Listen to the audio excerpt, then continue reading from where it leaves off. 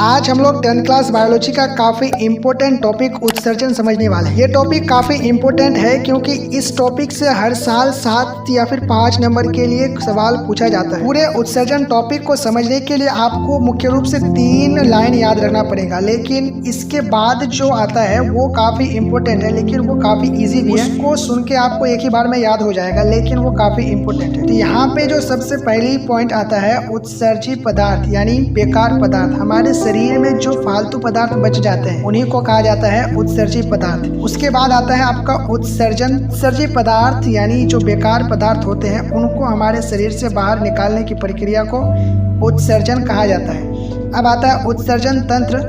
तो उत्सर्जन की जो प्रक्रिया होती है वो एक तंत्र या फिर ढांचे के द्वारा होती है, तो उसी को कहा जाता है उत्सर्जन तंत्र। यहाँ पे उत्सर्जन तंत्र लगभग दुनिया के सभी जीवों में अलग अलग होते हैं। पेड़ पौधों में अलग होते हैं, मनुष्य में अलग होते हैं। तो पेड़ पौधे और मनुष्य में आपको स्पेशली आपके 10th क्लास में पढ़ना पड़ता है। तो मनुष्य में उत्सर्जन तंत्र और पेड़ पौधों में उत्सर्जन तंत्र को समझ लेते हैं। तो सबसे पहले मनुष्य में उत्सर्जन तंत्र समझिए। मनुष्य में नाक के द्वारा भी शरीर से फालतू पदार्थ निकलते हैं, त्वचा से पसीने के रूप में निकलते हैं, आंख से भी निकलते हैं और इसी तरीके से मल द्वार से भी निकलते हैं। लेकिन ये बाहरी अंग है, ये हमारे शरीर के बाहरी अंग है। लेकिन आंतरिक अंग के बारे में अगर बात किया जाए तो आंतरिक अंग में आता है मुख्य रूप से उत्सर्जी अंग में किडनी, जिसको विरकक कहा जाता है। तो विरकक जो होता है हमारे शरीर में 2 होते हैं, किडनी 2 होते हैं। 2 में से अगर एक खराब हो जाए दूसरे से हम जी सकते हैं, जिंदा रह सकते हैं। लेकिन अगर दोनों खराब हो जाए तो इंसान की मृत्यु हो जाती है। लेकिन आज के समय में टेक्नोलॉजी काफी आगे बढ़ चुकी है, जिस वजह से आज डॉक्टर्स इस काम में कैपेबल हैं कि वो मानव निर्मित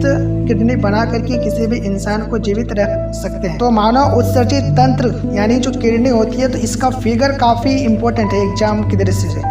उसके बाद जो इसके किडनी के जो सबसे आंतरिक भाग होता है, जो मुख्य रूप में वीर्काणु कहा जाता है, तो वीर्काणु का फिगर भी काफ़ी इंपॉर्टेंट है। ये वीर्काणु का 100% इंपॉर्टेंट समझ लीजिए, क्योंकि ये काफ़ी बार रिपीटेड क्वेश्चन है। तो वीर्काणु का फिगर आपको इजी है बनाने में, देखने में काफ़ी हार्ड लगता है, बट आप YouTube में सर्च कर लेना वीर्काणु का चित्र, काफ़ी इजी है। सिर्फ एक लाइन, एक ही बार आपको कलम बैठाना है, पूरा फिगर बन जाता है। उसके बाद आता है पौधों में उत्सर्जन। तो पौधों में उत्सर्जन, वैसे उत्सर्जी पदार्थ ज़्यादा पौधों में बनते नहीं है, तो उसके उत्सर्जी अंग भी होते हैं पौध का। तो वातरंध्र होता है जिससे वाष्प के रूप में पानी निकलता है। वातरंध्र छोटे छोटे पत्तियों में छेद होते हैं पेड़ पौधों के, तो उन छेदों से ही उत्सर्जी पदार्थ निकल जाते हैं। वातरंध्र के अलावा कुछ और भी अंग होते हैं, जैसे कि फल में उत्सर्जी पदार्थ यानी बेकार पदार्थ जमा होते हैं और वो पकने पर मनुष्य तोड़ लेता है या फिर वो अपने आप गिर जाता है। उसके बाद आपका पत्ती में भी उत्सर्जी पदार्थ जमा होते हैं और वो समय आने पर रुक कर गिर जाता है। उसी तरीके से आता है छाले। पेड़ पौधों के छालों में उत्सर्जी पदार्थ जमा होते हैं और वे समय आने पर गिर जाते हैं, उठ जाते हैं। और आपको ये पता होगा कि मनुष्य के जीवन में पेड़ पौधे काफी महत्व रखता है। छोटे से छोटे और बड़े से बड़े चीज के लिए मनुष्य पेड़ पौधे पर काफी ज्यादा निर्भर है।